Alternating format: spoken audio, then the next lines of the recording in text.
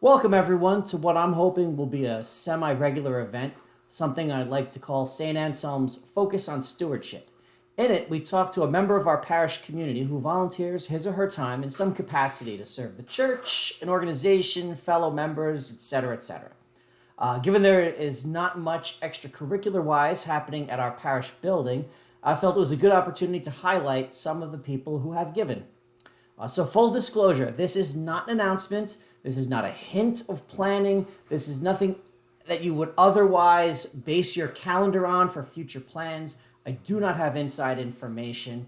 All I know is on the website, santanselm.com. We're just going to celebrate each other's stewardship since many of us have the time now to reflect. So, our first guest, and some might call a test subject in this video series, is Sue Bove. Sue has served as our coordinator for Family Promise, and she can correct me if I've misrepresented her title. But welcome, Sue. Thank you, Tom. Yes, that has been my title All right, for the great. So, what is Family Promise? well, Family Promise is actually a national organization which has affiliates in pretty much every state and in New Jersey, pretty much every county. And what they do is they take care of in the way of support for families who have become homeless who have children under 18. And Family Promise works with a maximum of 14 to 15 people at a time and works with church congregations, at least before the pandemic, worked with church congregations, of which ours was one, who host these families for a week at a time, anywhere from maybe 3 times a year to 5 times a year, providing lodging and meals. So the families stay overnight at the churches. Volunteers come in to play with the kids. Volunteers cook dinner and cook breakfast, as you well know, and Yes, I do. set up the church so that it actually can look like a place that would be comfortable to sleep every night for a week. And basically just try to offer hospitality to these folks who are in such dire straits. That's great. So, how long has our parish been involved in Family Promise? We've been doing it for 19 years, since the summer of 2001. Wow. And how long have you been involved? Since then, So you're the Family Promise OG, I guess. I guess so. So you mentioned some of the roles. People cook dinner. People cook, send in food, cook breakfasts, hosts. Is there any special training that anyone has to undergo in order to serve in some of these roles? Well, over the years, that's kind of morphed. It used to be that we had any potential volunteer actually come into church to a big meeting where we talked about Family Promise and about the families and the situation that they were in, et cetera, et cetera. But over the years, it's gotten, to be honest, it's gotten hard to get people to have the time to commit to meetings and training programs like that. So we have moved to a sort of a combination of online training. There is a training video that is put out by the Family Promise organization. It's maybe I shouldn't even call it training. It's more like an orientation or a sensitizing, because obviously nobody really needs training to just be hospitable. But there are situations that arise with families that are in such a difficult way, and we like to have our volunteers who are going to interact with the guests realize that and know, not to ask questions that would be considered a little bit too nosy, and to just be there and kind of go with the flow. So it's more like an orientation and a description of what the families are going through than a real training. Right. I remember when my wife and I met with you a couple years ago when we got involved. One of the takeaways for me was the word homeless is almost taboo. We Yeah, say like, displaced families, families that are in between arrangements or whatever. But we try not to say homeless because there's just a stigma right. associated with it. And certainly not in front of them. Oh, yeah, exactly. Right. So I've paid attention to the orientation. Good. That's a good sign. So you mentioned it's hard to get people to commit to meetings, but how has it been to get people to volunteer to fill the roles? St. Anselm's folks are just incredible. They step up to the plate no matter what. And we have been so, so fortunate over the years. I would say that each time we host, there are probably between 70 and 80 people that Wow. do something that week. And the nice thing about Family Promise is that there are some commitments that some people would see as pretty big ones. The one that is kind of deterring to many people is overnight hosts. We always have two people that come and stay overnight at the church when the families are there. And for many people, that's an impossibility for one reason or another. And then other people feel that they just don't want to be, they wouldn't be comfortable doing that. Yet we had overnight hosts who used to say, what's hard about it? I could sleep at home or I could sleep at St. Anselm's. So that's a big commitment. Other people come in the evening and eat dinner with the guests and are maybe there for 2 or 3 hours. Some others come in later in the evening for a couple of hours and do activities with the kids. But we also have volunteers that don't even interface with the guests, the ones that bring in supplies, for example.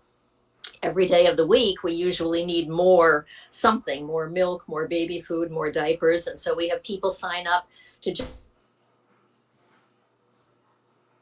and oh. then before the week begins, we have to set up the classrooms and the learning center. The learning center becomes kind of a living room dining area, and the classrooms become bedrooms. And so we have a crew that comes in before the week begins, and then when the week ends, to set up the classrooms as bedrooms and then to turn them back into classrooms again. So there's something for everybody. I always say, if you only have a half an hour, we have something you can do. If you want to stay overnight, that's great too.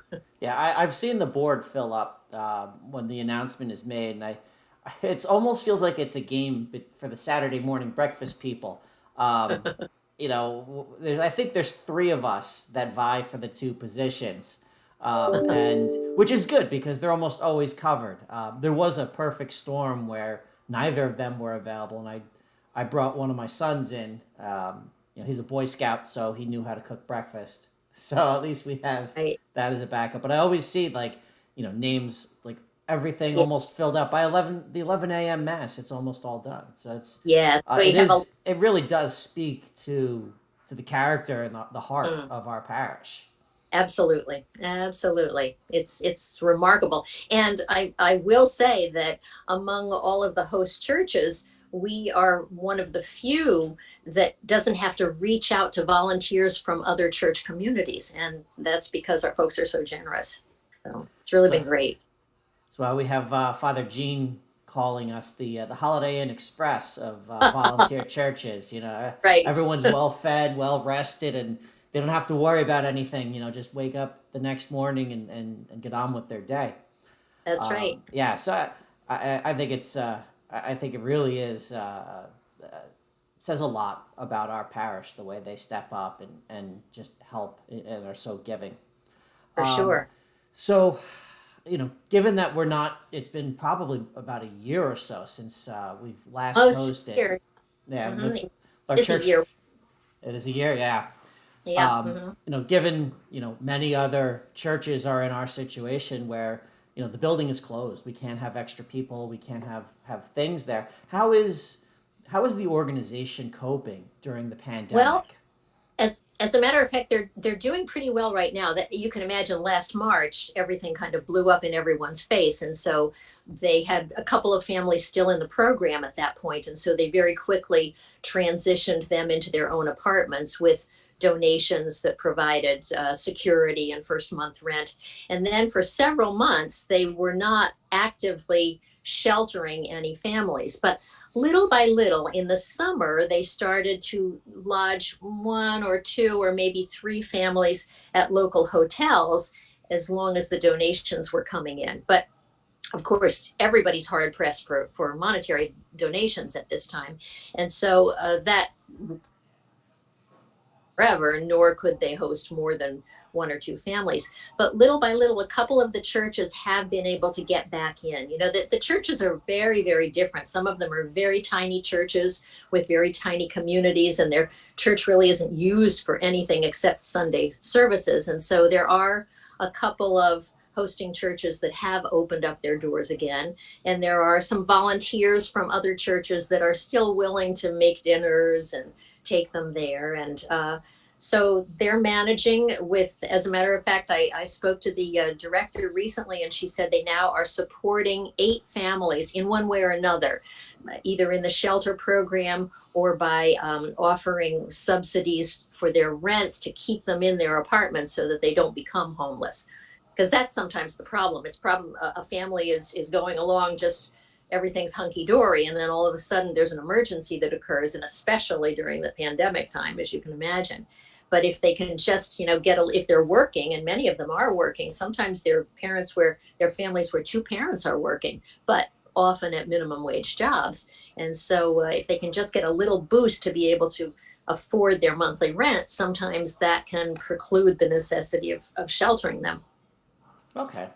Well, hopefully the county and the state are stepping in and giving The what they county, can. The county the is. county, the county is stepping in. Yes, the county has continued its usual support, which is not enough to cover everything, but it's pretty good. And they write grants all the time, and sometimes are successful in getting them. So, but it's working out for the moment, so that's Okay.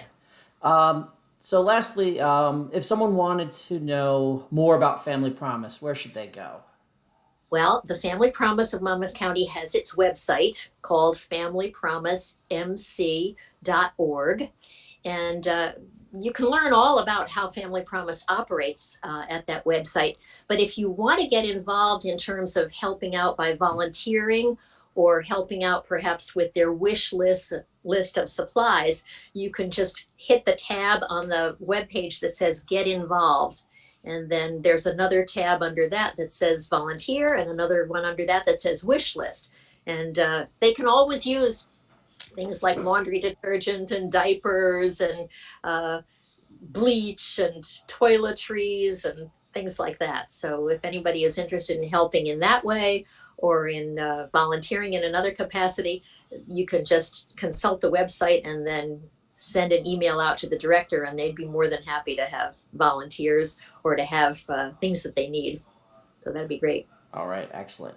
Now, on a personal note, what what have you gotten out of your involvement with Family Promise? Oh my gosh. I think most every volunteer would say that we go into this, I think at least most of the volunteers tell me that they do, and I probably did, thinking, this is our mission. This is living the gospel, helping people that are less fortunate than we are. And we probably go into it thinking, I want to help. I want to do something that I can do for these people to make their lives a little bit more pleasant while they're going through this situation. And what happens, of course, we do that. We try anyway. But what happens is we get more than we give. And I swear almost every volunteer that I've talked with about this tells me that.